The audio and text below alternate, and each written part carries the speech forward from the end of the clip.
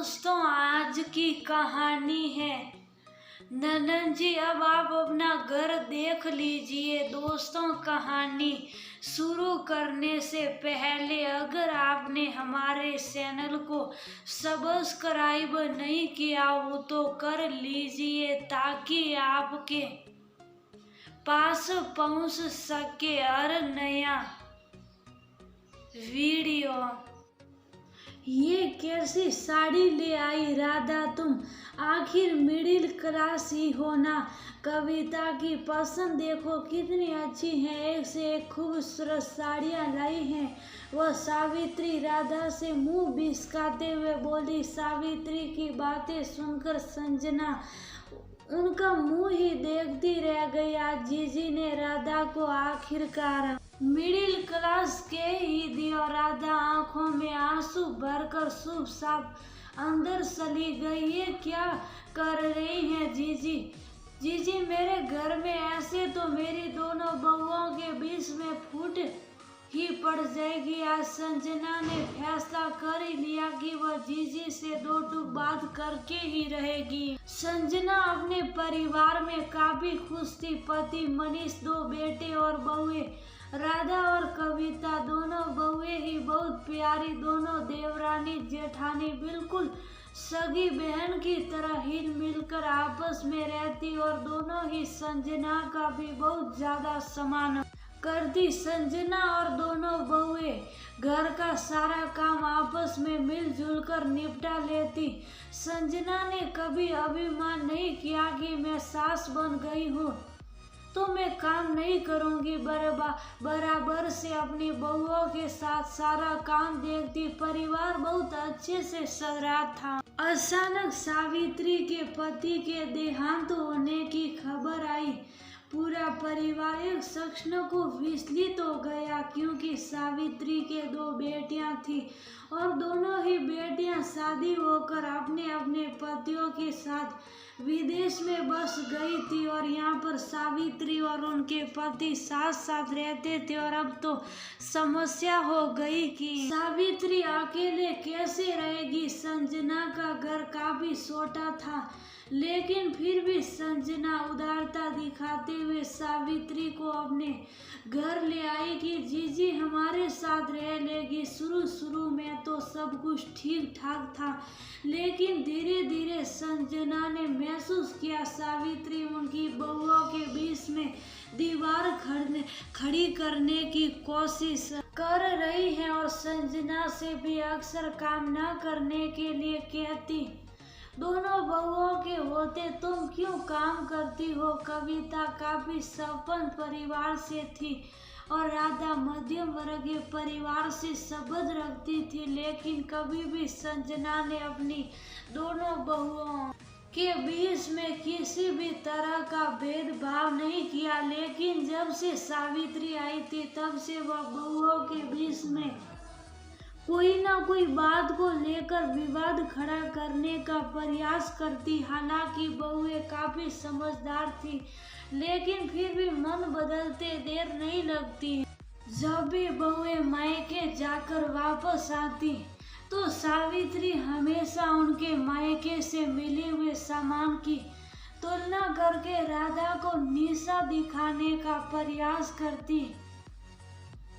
बहुएं कुछ भी खाने पीने का सामान बनाती तो सावित्री कविता के बनाए हुए सामान की तो बहुत प्रशंसा करती और राधा के बनाए हुए सामान के बारे में कभी भी दो शब्द प्रशंसा के नहीं बोलती। उल्टे राधा को उलाहना देती कि कविता देखो कितना अच्छा खाना बनाती है कि उंगली सारते ही रह जाती हूँ, जबकि हकीकत में भी राधा कविता से अच्छा ही खाना बनाती थी। कविता को भी सावित्री की बातें अच्छी नहीं लगती, लेकिन बड़ों के सामने जबान खोलना उचित नहीं समझती और राधा भी सावित्री का सम्मान करके चुप ही रह जाती कि अगर मैं कुछ कहूँगी तो मम्मी जी को बुरा लगेगा। संजना देख रही थी कि मेरी हर समय हंसने मुस्कुराने वाली बहू राधा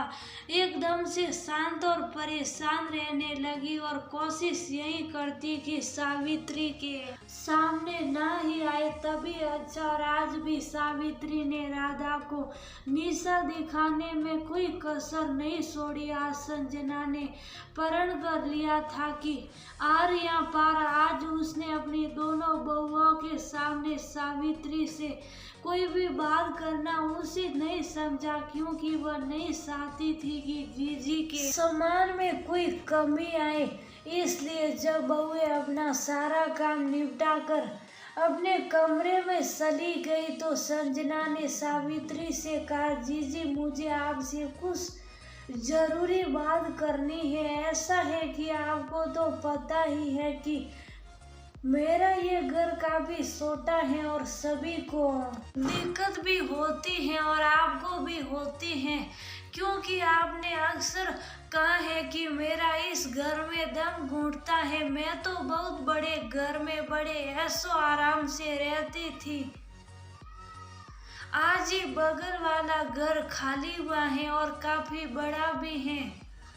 अब वहां रहने के लिए प्लीज अपने लिए जगह देख लीजिए।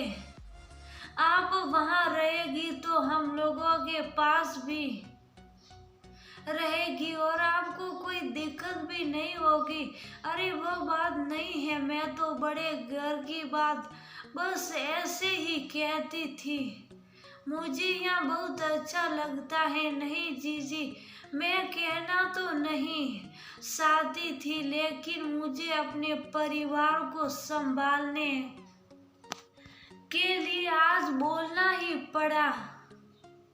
जीजी मुझे अपना परिवार संभालना है, बिगाड़ना नहीं है, क्योंकि मेरा परिवार ही मेरे लिए सब कुछ है। मेरे बहुओं के प्यार को तोड़िए मत, क्योंकि मेरी दोनों ही बहुएं मेरे लिए हीरा मोती हैं। मैं नहीं चाहती कि मेरे ये हीरे मोती किसी भी तरह से अलग हो जाए। इतना कहकर संजना चुप हो गई। सावित्री निशब्द हो गई। आज सावित्री खुद अपनी बातों से ही मात खा गई और संजना ने प्रयास करके सावित्री को अपने बंगल में घर दिलवा ही दिया और अपने परिवार को बसाने की खुशी में चैन की सांस ली। संजना बहुत खुश थी और उसके घर में फिर से दोनों बहुओं के सहकने की आवाज सुनाई पड़ी।